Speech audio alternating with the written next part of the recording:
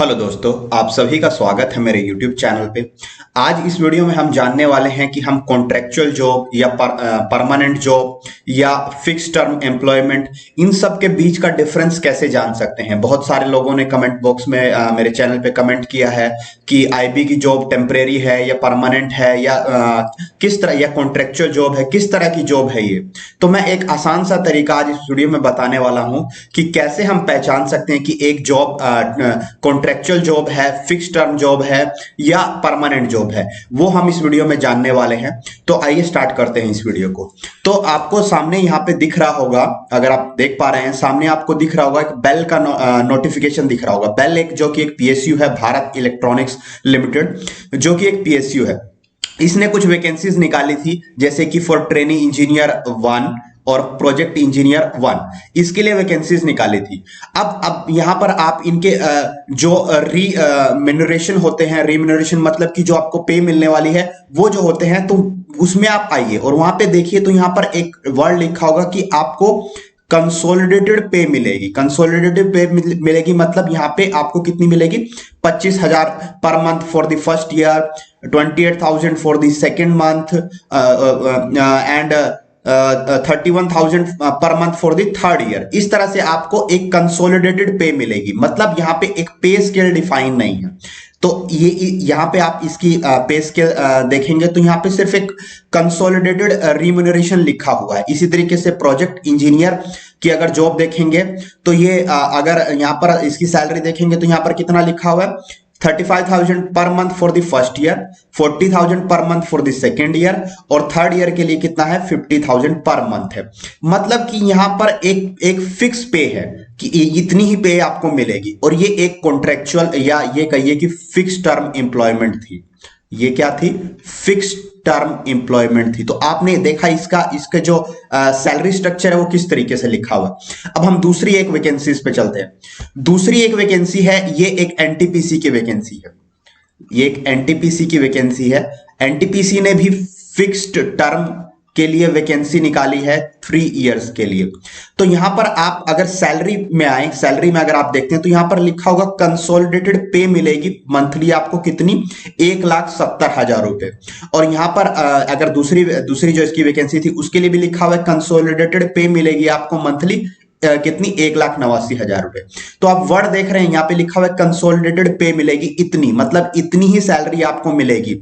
इसके अलावा आपको कुछ नहीं मिलने वाला है। मतलब जैसे आपका पीएफ हो गया, पेंशन हो गया, ये जो बेनिफिट्स होते हैं ये आपको नहीं मिलने वाले हैं। फिर हम आईबी की रिक्रूटमेंट पे चलते हैं। तो आईबी में जब आप आएंगे तो आईबी में अगर आपका पे स्केल देखेंगे आप, तो आपका जो पे स्केल लिखा हुआ, यहाँ पे लिखा हुआ लेवल 7।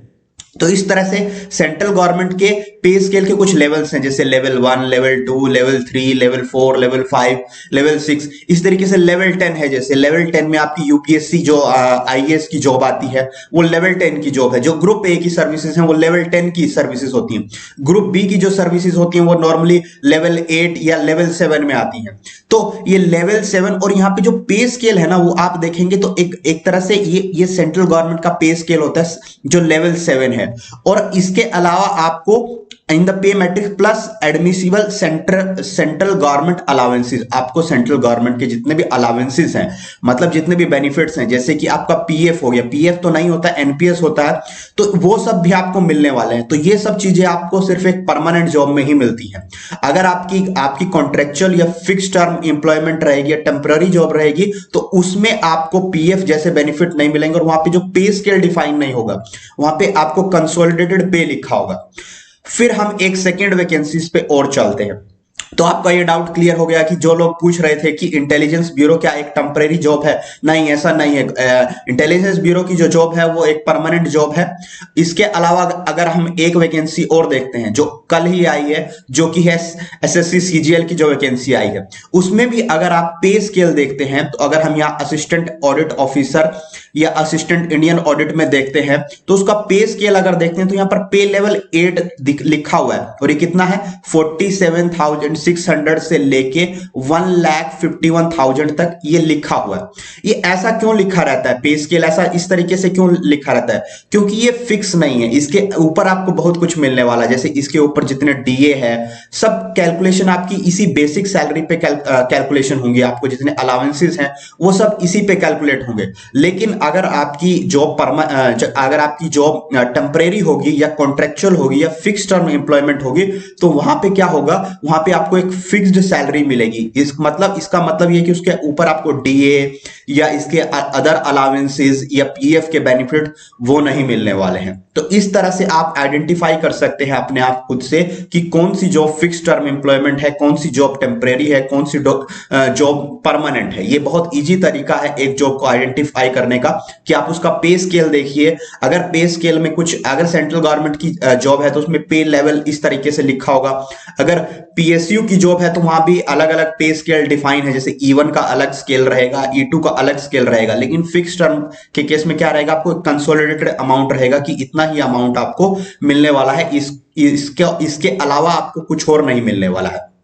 तो ये आपका जो डाउट था ये इस वीडियो में मैंने क्लियर कर दिया। इसके अलावा अगर आपको कुछ और डाउट है तो आप कमेंट बॉक्स में मेरे चैनल में जाके कमेंट कर सकते हैं, और किस पे वीडियो बनवाना चाहते हैं वो भी आप कमेंट कर सकते हैं। Thank you.